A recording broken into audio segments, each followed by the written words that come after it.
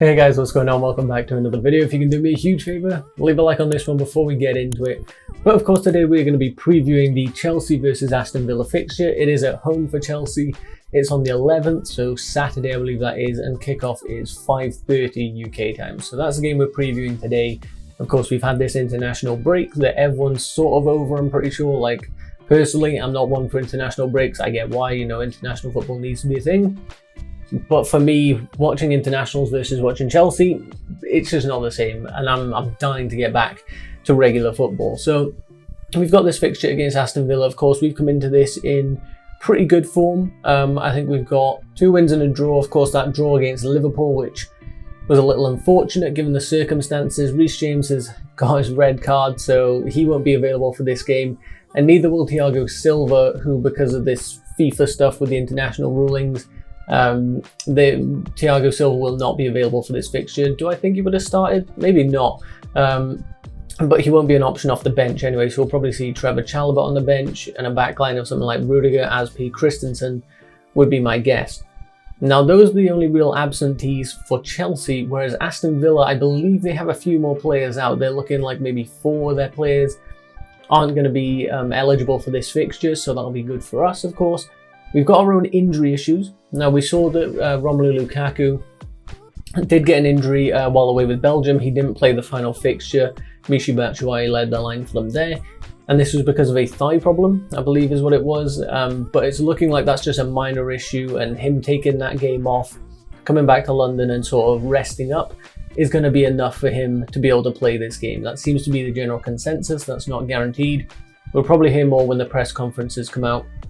But that seems to be the sort of general take at the moment.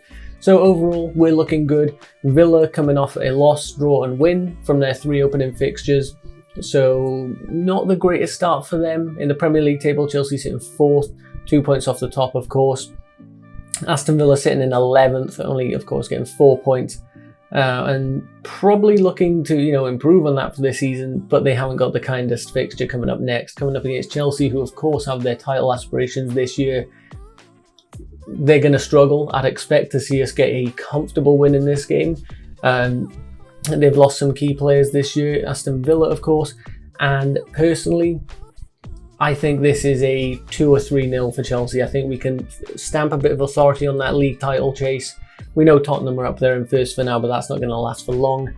This chasing pack of sort of United, Liverpool, Chelsea, City, of course, although they have dropped points a little bit more so than Chelsea and United and them. We need to be picking up points here, and Aston Villa, that has to be 3 points, right? As for a predicted lineup for this fixture, I'm going to go with Mendy in goal, of course, the back 3. I might even go Christensen, Rudiger, Trevor Chalobah, with Aspi as the right wing back. And Bencham, I'd like to see at left wing back, but Alonso's been playing good, and he, tends to be the favourite under Thomas Tuchel, so maybe Alonso on that left side. Midfield 2, do I think we'll see Saul play? Probably not. Maybe coming off the bench, so something like a Jorginho Kante, that's pretty comfortable. We'll see if Kante's fit. We did have the issues with an injury leading up to the international break, so we'll see how that is.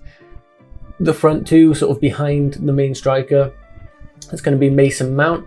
I'd like to see Ziyech play, but it's probably going to be Havertz or something like that, a Mason-Havertz combination. And then I'd like to see Lukaku up front. If he's not fit, I'd probably throw Timo up front and then Havertz and Mason behind him. Timo has had some, he did miss in that final fixture of Germany's. He did miss a goal from about 6 yards out or whatever it is. But in general, had a very good international break, scored plenty of goals. So I'm hoping Timo will come back in some form. And, I'd maybe even argue Timo deserves one of those 2 spots behind Lukaku if he is eligible to play, of course. Then I would almost argue Timo Werner deserves one of those spots because he's done really well. We need to see that Lukaku-Werner combination. When he was at Leipzig, he did really well playing as one of 2 strikers. And I think with Lukaku up front, we could be seeing a new lease of life from Timo Werner. So that's going to be my preview for this fixture, guys. If you guys did enjoy, please leave a like on the video, subscribe to stay up to date with all my future videos, and I'll see you guys in the next one. Goodbye.